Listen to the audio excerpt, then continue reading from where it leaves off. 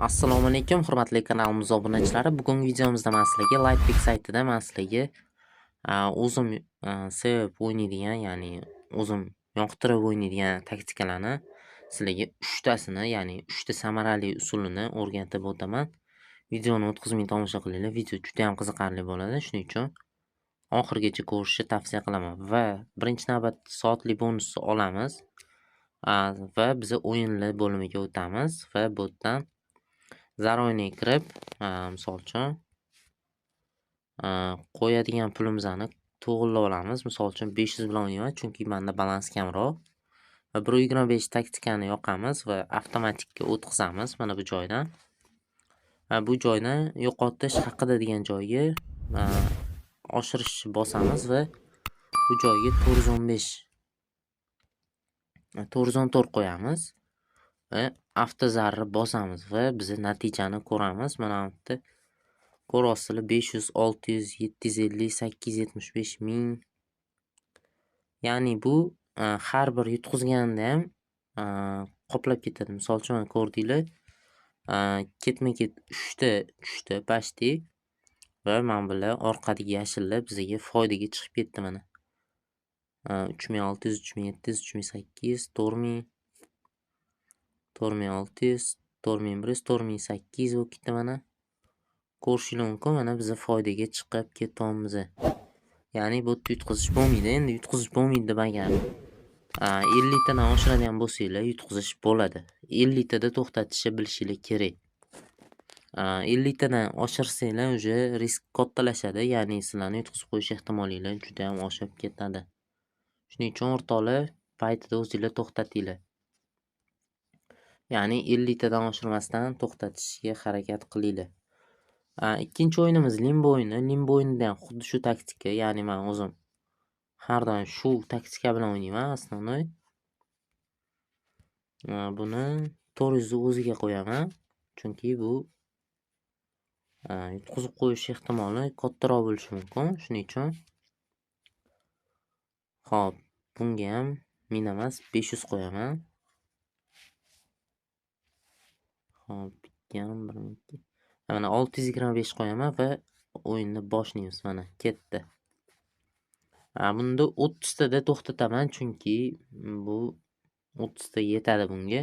Chunki birinchisini 50 ta qilib, keyingisini 30 ta, keyingisini kamaytirib boraverishingiz kerak, yo'qolmasa yutqizish ko'payib ketadi. Mana misol uchun hozir ham yutqizish ko'paydi. Katta yutqizishlar bo'ldi, ya'ni 15 ming pul kiritish, ya'ni 15 ming tikib qo'yildi. 16 ta bo'ldi, 17. Mana ko'ryapsizlar. Atak hozir plusdamiz, lekin bu 30 tadan oshirsanglar mana bunaqa ketma-ket yutqizishlar 3 tadan oshib ketadi va 4-5-larga sizda pul qolmaydi va yutqizasiz. Shuning uchun kamroq o'ynashga men maslahat beraman. Misol uchun hozir yutdi bo'ldi. Shu bilan men to'xtataman. Hozir ham 4000 yutdik. Xo'p, endi 3-chi taktikam, eng yoqtirgan taktikam bu sizga aniq yoqadigan o'yin bu. Ruletka o'yiniga o'tamiz va xo'p, mana shu o'zingizga balansingizga qarab, o'zingizni toshingizni tanlaysiz va buni qizil bilan qoriga qo'yasiz. Aylantirishni bosasiz. Buni 10 marta qilasiz. Misol uchun mana. Plus qaytdi. Videoni orqaga qaytarib, boshiga qaytarsanglar, men sizlarga darajamni ko'rsatganman. Darajam 33% edi, ketdi. Buni 10 marta o'ynaymiz va darajani oxirida ko'rsataman. 2 3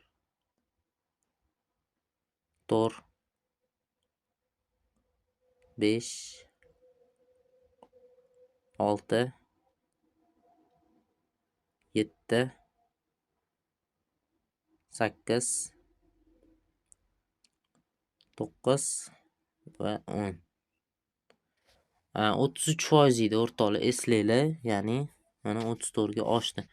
Menda balans juda ham kam. Shuni hisobiga menda kam o'ynaldi, lekin misol uchun sizlarga boshqa o'yinlarni ko'rsatib beraman. Misol uchun BNB Pick saytiga o'tadigan bo'lsak, Misol uchun 28% bilan boshlayapman. Ko'rib olinglar. Ruletkaga o'taman va mana hop 001 bilan qizil bilan qoraga tikaman. Hozir mana aniq balansimni ko'rib oling, 28 bo'ldi. Yo'q, adashib bosib yubordim. Sizlarga mana hozir kattaroq summa bilan o'ynab ko'rsataman va uni o'zinglar ko'rasizlar qanaqa natija beradi. 1 2 3 tadan qo'yib o'ynayman va 10 ta o'ynayman. Ketdi. 1 mana 2 3 4 mana 5 mana 6 7 8 9 va mana oxirgisi 10. Endi 28% dan qanchaga o'tganini ko'rishingiz mumkin. 10% o'tdi. Ya'ni siz qancha kattaroq summa bilan o'ynasangiz bu darajasi oshadi, lekin hozir ko'rgan bo'lsanglar 10 martada yutqizish bo'lmadi. To'g'ri, bu yaxshi taktika, bu 90% yutuq chiqadi,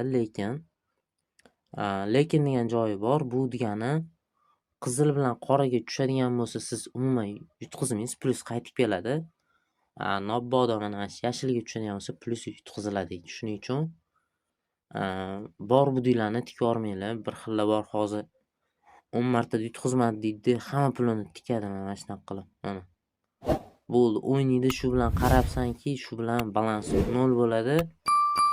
Keyin menga yozadi. Taktika ishlamas ekan, xato o'rgatibsan degan yozuvlar bo'lmasin. Bu hammasi hisob-kitob bilan o'ynalsa, lekin yutsa bo'ladi. Bu yutqizadiganlarning 90% mana shunaqa balansini nazorat qila olmasdan katta summa qo'yib o'ynab yutqizib qo'yadi va mana shu orqali eng katta xatolarni qiladi. Sizlarga maslahat, balansni birinchi analiz qilishni o'rganinglar. Bu eng katta maslahatim sizlarga. Sog' bo'linglar, salomat bo'linglar, kanalda qolishga davom etinglar. Kattakon rahmat, salomat bo'linglar.